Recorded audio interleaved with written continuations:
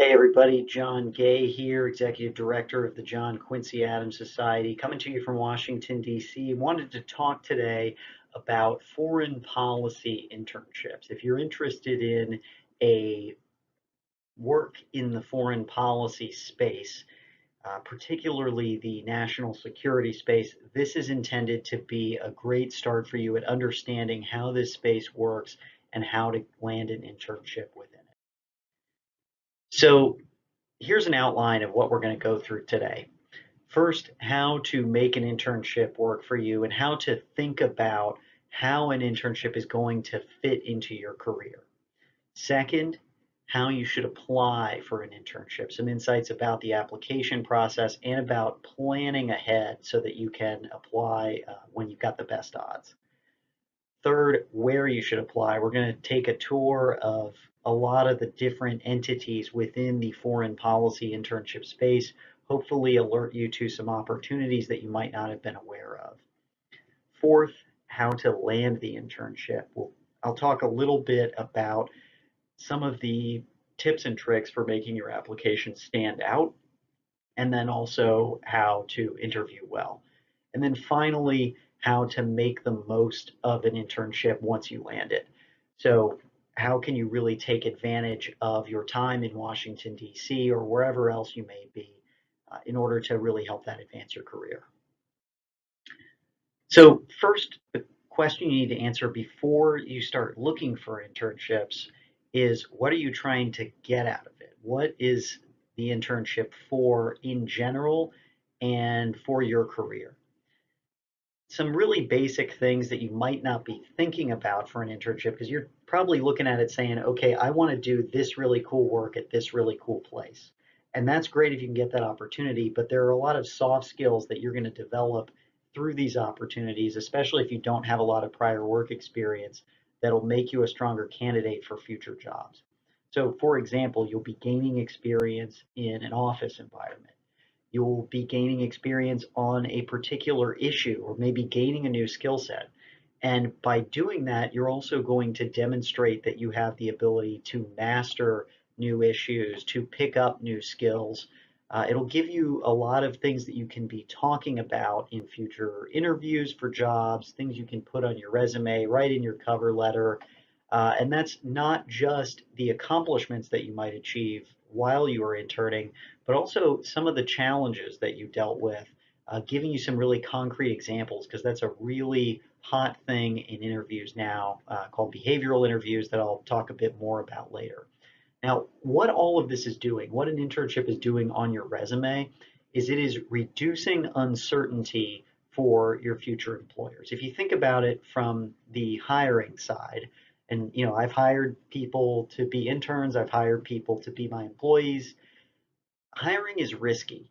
As the employer or the provider of the internship, you don't want to bring on someone into your organization that you can't trust or that is going to be more trouble than they're worth. There are all sorts of problems that can result, and it's a bad thing to have in your organization. It's hard to get out of a bad employment relationship. So this, by giving you that experience, is going to show that employer, okay, you've been able to operate in an environment that's at least somewhat like the one we have. Some other things that you'll gain from an internship: you can make connections. You can gain recommenders who might be able to speak for you or who can write a letter of recommendation to you for grad school that can speak to you as a colleague as opposed to just as a student. A lot of your professors can tell all about how you study hard and you're very smart and you did a really good research project and you know how to use the catalog system at the library and all that. But ultimately, most jobs aren't going to be like that. And so someone who's been your employer is going to be able to tell stories about you in any context that are going to be a lot more helpful to your professional development. Another thing is you'll be learning about the Washington environment from people who are in it. It's a unique community. It's a small community. And there's a lot of stuff that doesn't show up on the websites of the organizations you're working with. Some of the things like reputation, like which scholars are actually the sharpest ones, who's up and coming in the field, what are people talking about at the intersection of maybe policy and research, what's the environment like on Capitol Hill. All of these things are things that you're going to be picking up. You'll also just be getting awareness of jobs that you might not have even known existed. And in the experience you gain, you'll get a better perspective on what you want to do after college and on what you don't want to do. Sometimes it's very valuable just to learn, oh, I actually really don't like this line of work or that sort of task. So to sum it up, you want to think of the internship not as a destination, even though you're really focused on getting it, but as a stepping stone. And so in 10 years or so, you want to be able to tell a story looking back about how the internship impacted where you are now.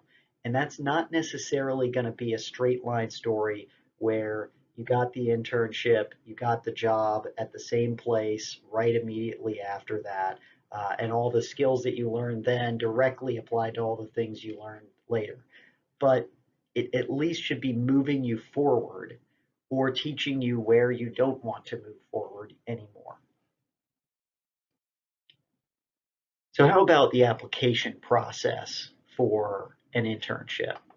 There's really four phases here. The first is to plan out how you're going to be searching. So start out by identifying the sorts of places that you want to work. And again, I'm going to go through several of these.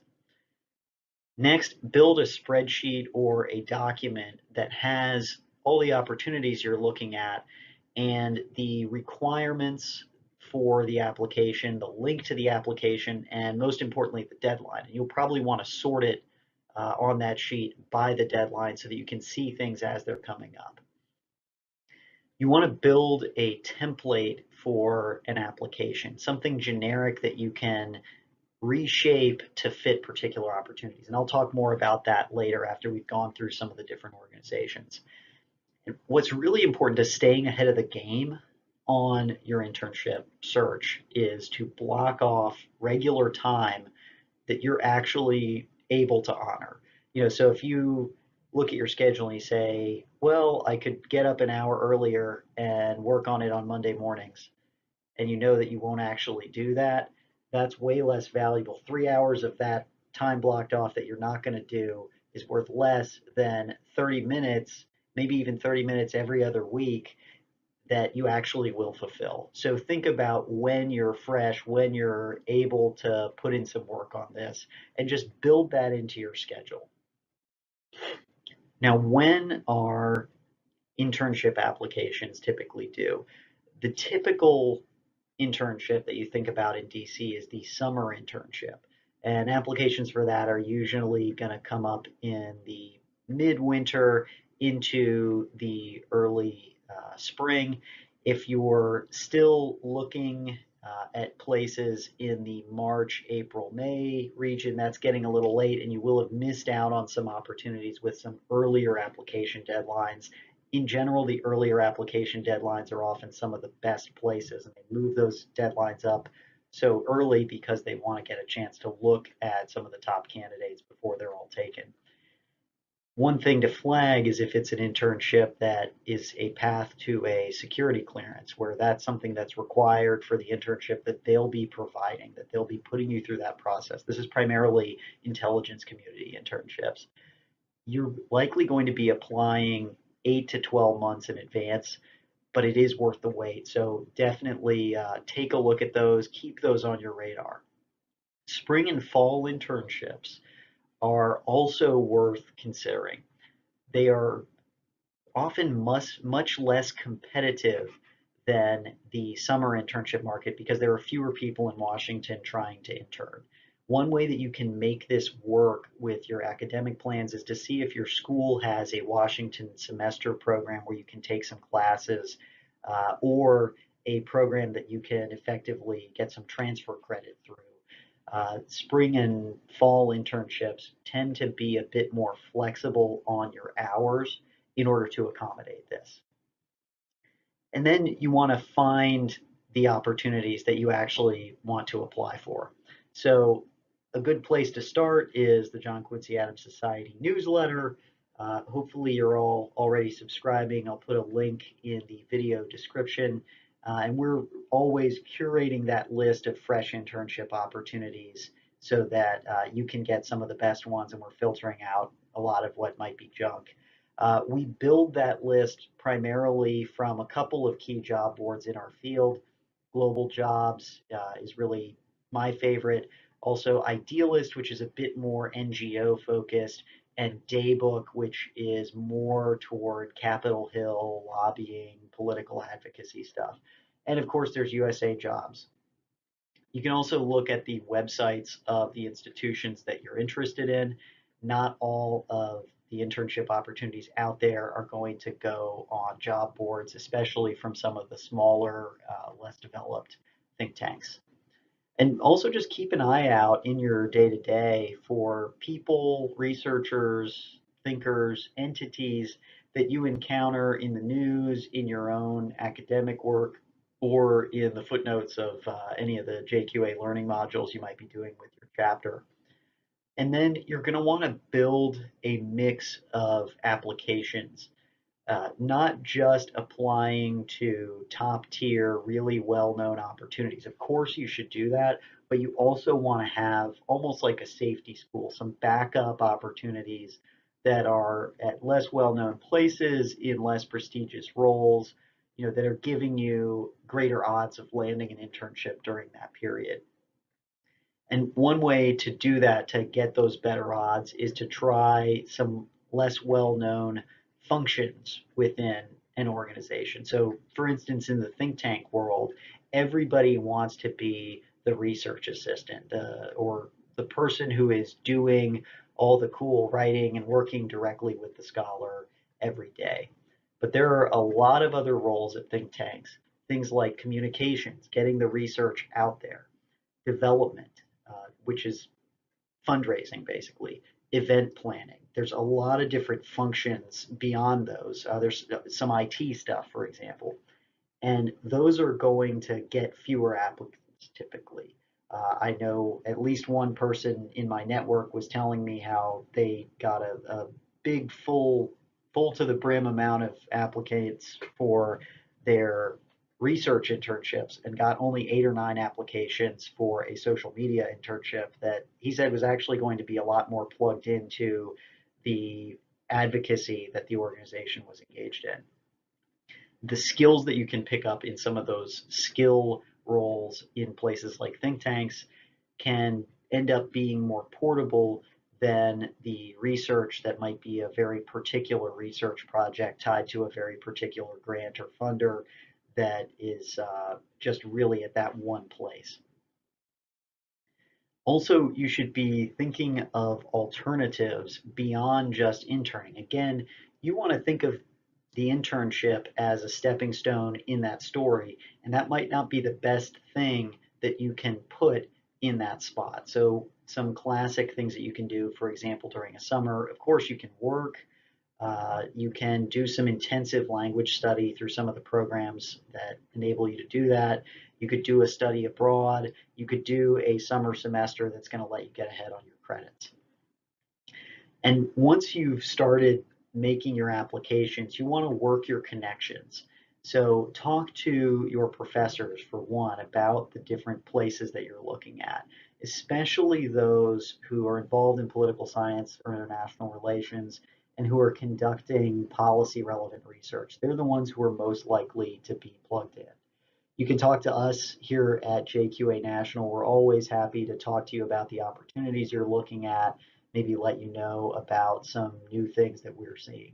Talk to people at other JQA chapters and to other peers you might have. These are sources of knowledge within the foreign policy field that will help you find opportunities that you might not have otherwise been aware of. So I'm going to go through some of the different places that you can apply, and I'm just going to break it down into a few categories, namely government internships, think tank internships, congressional internships, Capitol Hill, the media, NGOs, and in particular the policy advocacy space, private sector firms that are relevant to foreign policy work. And then at the end, I'll go through a few options for remote internships or local internships. These have some drawbacks, but they do give you opportunities that maybe aren't accessible to you if you can't fit it into your schedule or your budget to spend, say, a summer or two in Washington.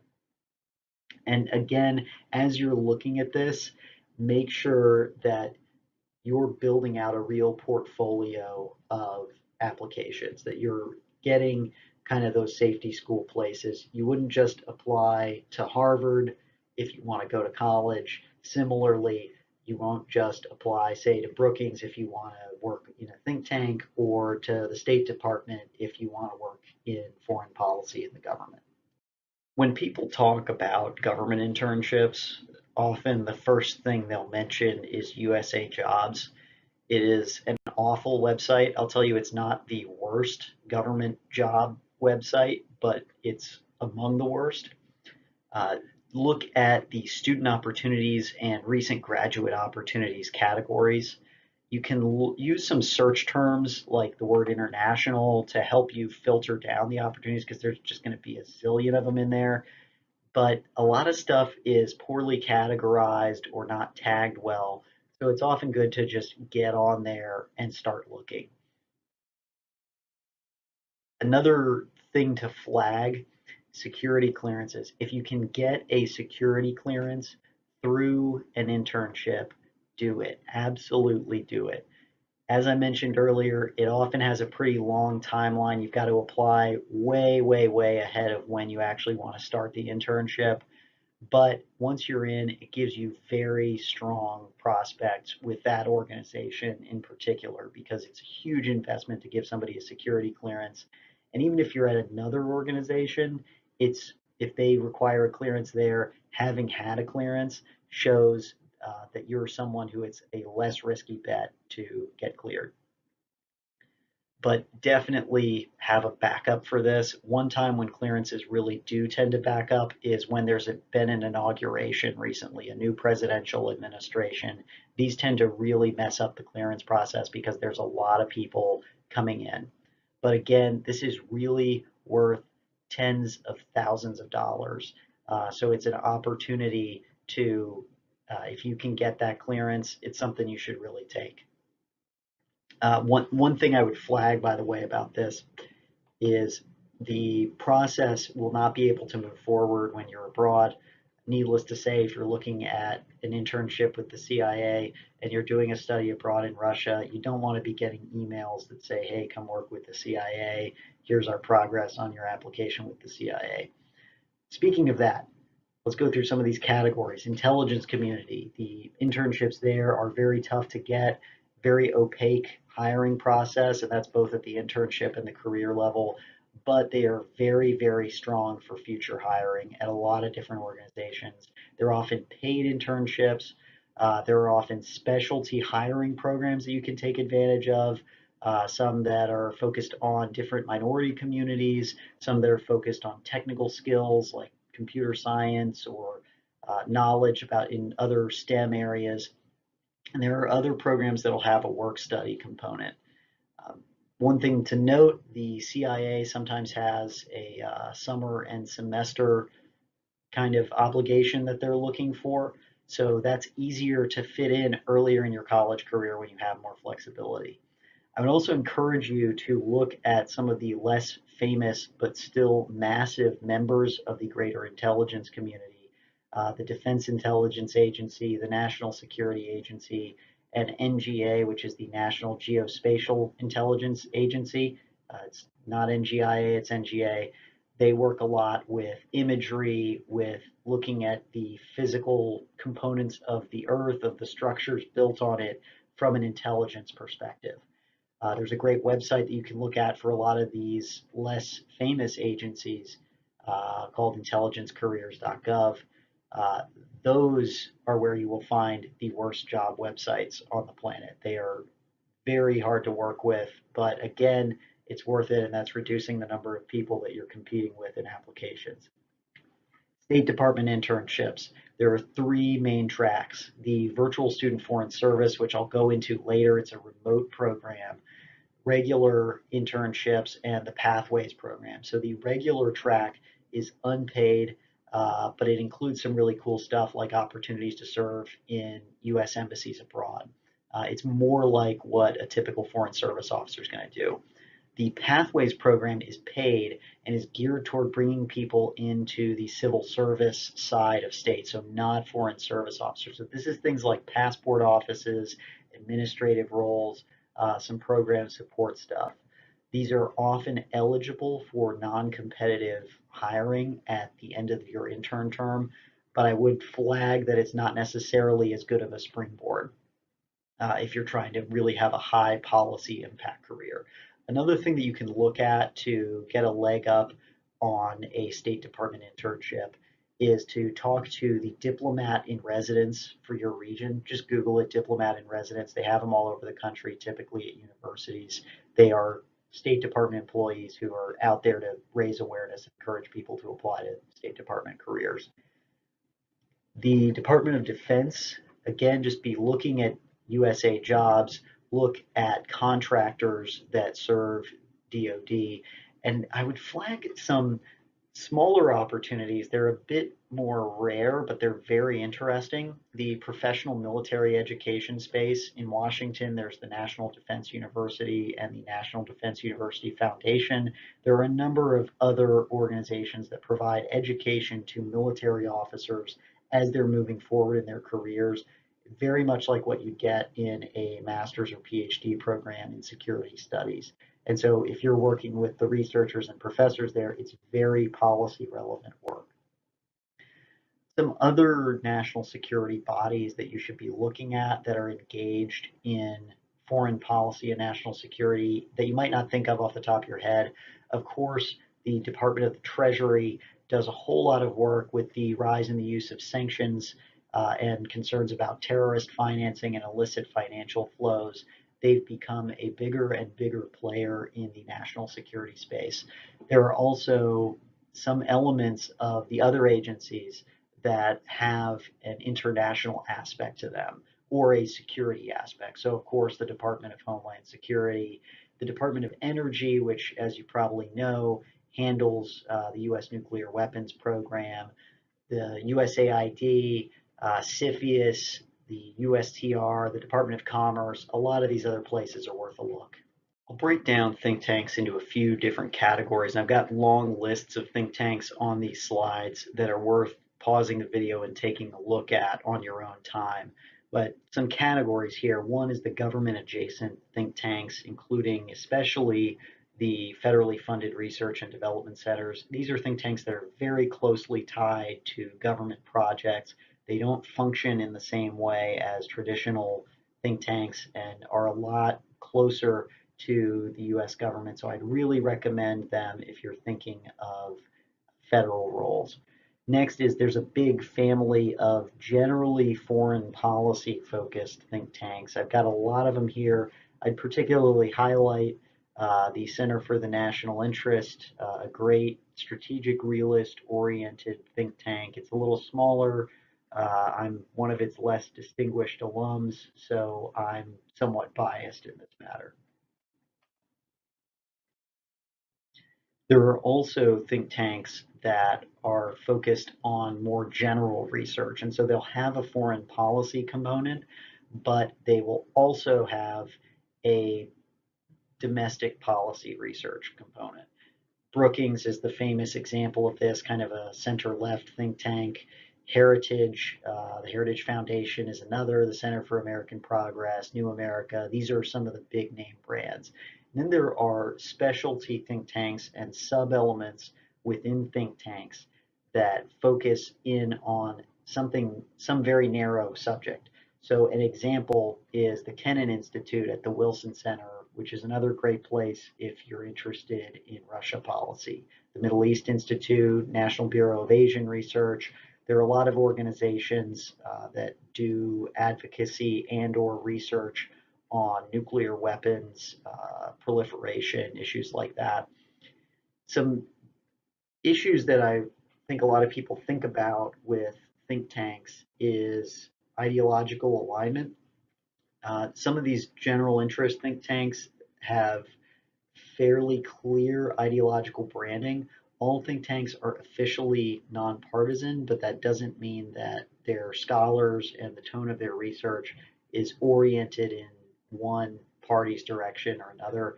I think the ones with the strongest partisan branding are the Heritage Foundation and the Center for American Progress, which are closely tied to the intellectual life around the Republican Party in the case of the Heritage Foundation and the Democratic Party in the case of the Center for American Progress. New America is also closely aligned with the Democratic Party, but is a bit, I think, a bit more flexible and a bit more forward thinking or less tied to the research agenda that would be most immediately relevant to what the party is trying to accomplish on the Hill or to do that year. Another thing that's worth paying attention to in the think tank space that a lot of people aren't aware of is how think tanks are funded. They are very frequently supported by a lot of money from foreign governments, either directly from embassies or from foreign corporations, especially state-owned foreign corporations. It's something that you'll want to dig into as you are looking at your different opportunities, just so that you know what you're working with. There's not really a strong norm against it in Washington, which is why it happens, but you should be aware that that can sometimes have a shaping influence on the work that's being done at a particular organization. Some think tanks are also very close to corporate donors. You can find a lot of stories in the press about all of this. So I'd encourage you to look into it, both in the context of your internship search and in the context of being aware as a citizen, as a consumer of information that's coming from this important part of the intellectual space in Washington. If you want to work on Capitol Hill in the future, you should definitely intern on Capitol Hill. It's a very insular community with 535 different offices. So a lot depends on reputation, on knowing the right people. And the way to know the right people is to go and work on Capitol Hill. There's a few different places that you can start your search.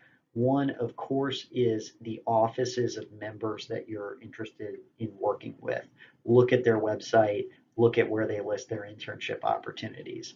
After that, look at the employment lists for both houses of Congress. So there's the HVAPS, the House Vacancy and Placement Service, and the Senate Employment Bulletin. These come out by email in the case of HVAPS, and there's a website in the case of the Senate Employment Bulletin, and they have a lot of opportunities listed on there.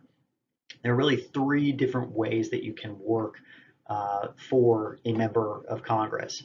One is at the district level, so out in their office serving constituents back home in the district. Another is at the committee level. And the third is directly for the member. That's the most common type. Committee roles are the hardest to get. District roles, I understand to be the easiest. I'm not a Hill guy myself, but I think a lot of the most enlightening experience is going to come working for a member. A lot of the most professionally valuable experience is going to come at a committee role, but again, very hard to get those committee internships. So one of the things that you can do to filter who you want to apply to is think about your ties to different places around the country, to different states. If you're in a particular district, that should be your first stop in general. If you are in that state, all the districts in that state are open to you. And I would say both any states where you lived, any states where you've spent a whole lot of time, and the state where you went to college. All of those things are going to make you a better staffer or intern because they're going to make you more relatable when you're interacting with constituents. You're going to be able to say to them, oh yeah, I went to ice cream as a kid, down at such and such place on Main Street. And they're going to realize you're one of them, and it's going to give you a sense of trust with them. Media is another popular way of getting into the foreign policy space. There's really two things you can break it down into, two categories. They sometimes blend. One is straight up reporting. So you're going to want to look at places like the New York Times, the Washington Post, the Wall Street Journal, and also at the smaller national outlets, like, for example, the Washington Times.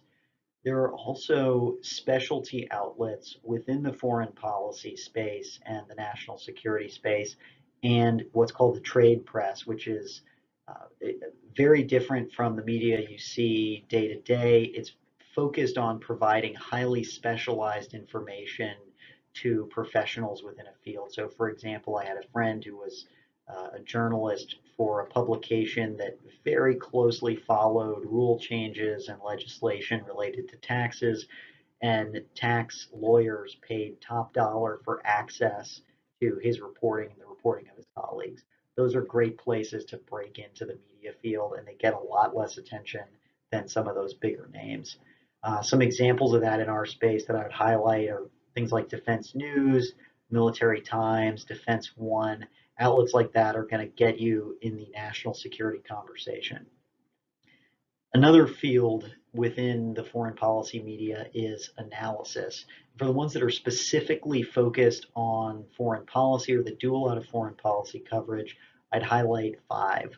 One is Foreign Policy Magazine and Foreign Affairs, which is a publication of the Council on Foreign Relations. That's often where you want to look to find internships and jobs there. Another is The National Interest. Again, I'm biased. I used to be managing editor there. So it's a favorite institution of mine, very realist in inflection, very focused on national security and on international diplomacy. Two that are in somewhat more the ideological space. One is American Conservative Magazine, kind of a paleo conservative publication, has a lot of foreign policy coverage. Another is The Nation. I believe they're headquartered in New York. They're kind of a progressive lefty outlet that also does a lot of coverage of international affairs. And then, of course, not an internship, but if you're looking to make your mark in the media, you need to get some clips out there so that when people Google you, they don't just see your high school track results. The Realist Review is really built to help you do that and get some of your foreign policy writing out there. NGOs and the advocacy space. So some of the NGOs out there, places like the U.S. Institute of Peace, which also has a small think tank element to it, it's kind of a hybrid institution. USAID and the contractors that support USAID are really the places you're going to want to start looking. And then on the advocacy space, I've got a ton of organizations up here. I'll go over them really quickly. One of the things I would say is the boundary between research and advocacy is often fuzzy. There are legal distinctions between them, but a lot of organizations will have an arm that's doing research, an arm that's doing advocacy. It might even have the same people staffing it. They're just kind of running two different pay stubs as they're working. And so you can find organizations that are both engaged in producing material, but also in really trying to impact the public sphere with that. So some of the good organizations out here that I would really encourage you to check out and apply to in the progressive national security space, Win Without War and the Friends Committee for National Legislation, they're both very involved in fights on Capitol Hill and in working for a more peaceful foreign policy from a left perspective. The nuclear space is really big in Washington, in particular around arms control and nonproliferation. I've listed 5 or 6 organizations there that are really worth taking a look. There's also a fair bit of human rights linked foreign policy advocacy. I've got Just Foreign Policy and Human Rights First listed there.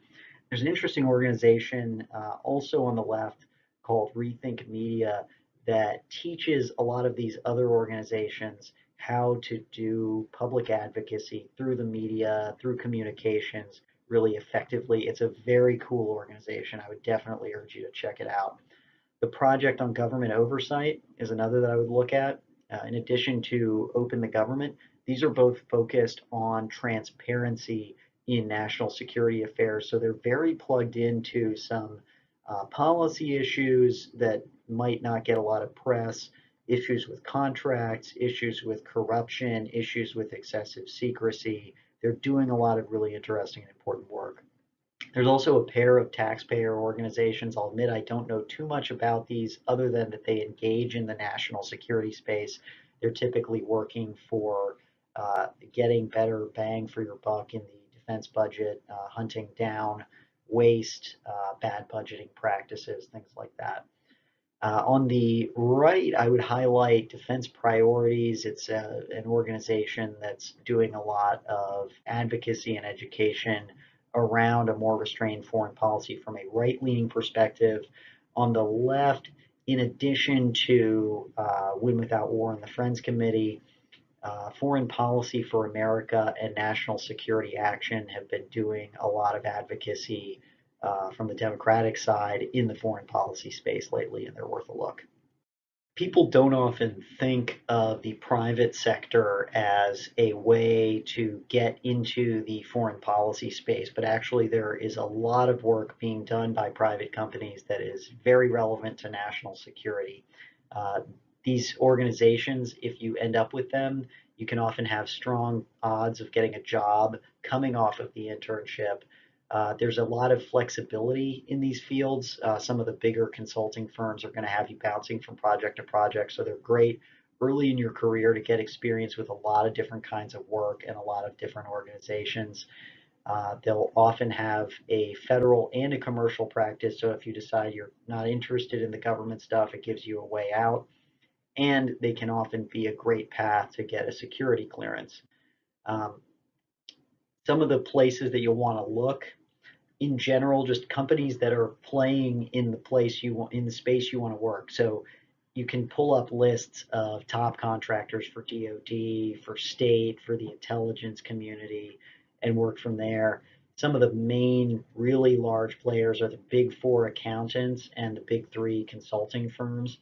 You know, those seven companies are doing a lot of business in these areas and are very popular. A lot of them also really like to hire people out of college. Some other firms to look at that are a little more boutique to the national security space or to the foreign policy space more generally, but that often are quite large themselves. I've highlighted a few here: Booz Allen, BAE, SAIC, CACI, Centra Technology, and PAE. A few of these just to highlight. A lot of them work with pretty much everybody. Centra has a reputation for being close to the intelligence community, as does Booz Allen. They're also pretty tight with the Defense Department. PAE is tighter with USAID and especially the State Department. There's a lot of State Department contracting that people might not be aware of. Some options to look at if you can't or don't want to spend summers or semesters in DC. One that I always recommend to folks is the Virtual Student Foreign Service. It actually involves not just the Foreign Service, but a lot of other federal organizations. It's remote and it is project based. So basically, the government supervisor that you'd be working for is going to submit a project that they'd like somebody to do, and then you apply to the top three projects from the list, and then they pick their team from the applicants that they get. The application period for this, it's weird, is typically in July, but it's worth checking out. Another advantage that it brings is flexible hours typically, which is not something you'll necessarily get from an in-person internship. There's another remote program that's pretty constantly out there called the Borgen Project. They advocate for poverty reduction and foreign aid. They, I believe, operate by giving you having you build kind of a local organization focused on advocating for those goals. Another thing you can look at is just your local national security community. There are contractors all over the country that are doing national security work. One in particular to look at is the intelligence fusion centers that support the Department of Homeland Security and local law enforcement and kind of serve to be a bridge between those two, looking at things like terrorism, that threats that might be emanating abroad but be manifested in a particular locality. And there are just with those local contractors, I think one thing that you want to think about is, are they scalable into a role in Washington if you're thinking policy relevant? Some of them are working on very narrow projects that might not give you much unless you're getting a clearance. We talked about the need to apply to a lot of different places in order to have good odds of getting an internship when you want one. One of the things that can help you apply to lots of places is to build a flexible template that you can use for your application. So sit down, do some brainstorming, and write out a super long cover letter and a super long resume that's highlighting all sorts of different things that might be relevant to different future applications. And then what you do when you come up to a particular opportunity is you're cutting out of that and maybe tailoring some of the language, but most of what you're doing is actually getting rid of work that you've already done. It's a lot faster. It'll let you apply to a lot more places. As you're producing these materials, you want to put yourself in the shoes of that future employer. Don't just think about the accomplishments that you have. Think of those accomplishments in terms of how they were valued by others. If someone's your boss, they don't care that you increased this or that figure by 10%. They care about how that matters to their work or to the business. And so you need to be able to explain your accomplishments in those terms. More broadly, you want to be able to show not just the value that you created for others, but the virtues that you exhibited in your work. Think of the characteristics of a good employee. They show good judgment, they're hardworking, they're diligent, they have knowledge of the relevant area, they're flexible. All these different characteristics are things that you want to be able to show through your application. And as you're thinking through this, this will also make you more prepared for your interviews, because a very big thing in interviewing nowadays is called behavioral interviewing. It's the kind of question like, tell me about a time where you dealt with a difficult colleague and how you resolved that. The virtue of this kind of this kind of interview method is it forces people to come up with specific concrete examples, which is a lot better for figuring out how people are going to act in your workplace than asking them what they would do in some abstract situation. Some other stuff that you can do to prepare for your interview. Stay current on the issues in foreign policy generally, and in particular in your subfield and in the field that the organization you want to work for and the role that you want to work in is relevant for. I know I would very frequently, when interviewing interns, ask them questions about the progress of the Iran negotiations and what they thought about them, because I wanted to get insight not only into their knowledge of something that's very relevant to the field that they'd be working on, but also to see how they thought strategically. Also, look at who you're going to be working for and the particular person. Look at what those projects are so you can really understand the details of what you're actually going to be doing, so that you can prepare better for the interview and come up with examples that are going to tie up better to their work.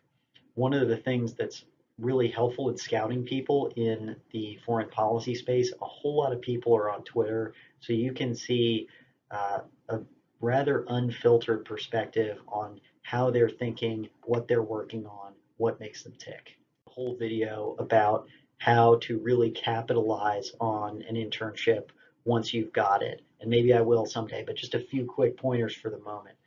One, this seems obvious, but do your work well. Take the work you're doing seriously. Show up on time and not hungover. You would be surprised how many people fail at those very basic requirements. Next, try to understand the priorities of the person that you're working for so that you can see how your work fits into theirs and understand how you can best support them. Try also to understand the person that you're working for in terms of the rhythm of their work, the rhythm of their day. When's a good time to talk to them? When is not a good time to talk to them? And try to find longer term projects that you can fit in with the work that you might be doing day to day. One of the things that's good about this is it makes it so you're not constantly bothering your boss for new tasks whenever you finish something. After a while, they can get really annoying. Another thing to keep in mind is that often in an internship role, you're working for someone who's fairly new at being a supervisor themselves. So go easy on them and also understand that not everything you encounter is going to be exactly what you'll experience in the future in the workplace. Some of the broader things outside the immediate context of the tasks and the person you're working for. Network, network, network. Uh, really take advantage of the people in your environment as resources. Seek advice and insights from folks. Take people out to coffee. So one thing that you want to do is focus actually on some of the junior people in your organization rather than the senior people. That's not to say you shouldn't take the senior folks out, but the junior folks are often going to have more relevant insight into the early career space because they're in it. So they might be able to give you more information on potential opportunities, on what worked for them, on where the opportunities are. And also, when you're going to folks, know the right time to ask. Don't go in and start talking about this kind of stuff when they are super busy, when they're going into a meeting, or when they're right in the middle of something. It's, again, one of those basic workplace skills that internships help you to get. So there you have it. We've gone over how to make the internship work, how to apply effectively for internships, what some of the organizations in the space are, how to land the internship, including by interviewing effectively, and some very basic pointers about how you can get a great impact on your professional development out of an internship. Thank you again for taking the time to listen to this. I'm again John Gay, the Executive Director of the John Quincy Adams Society. For those of you who might be seeing this video on YouTube without knowing who we are a national network of student and professional groups. We are committed to identifying, educating, and equipping the next generation of scholars and policy leaders to encourage a new era of realism and restraint in American foreign policy. Thank you.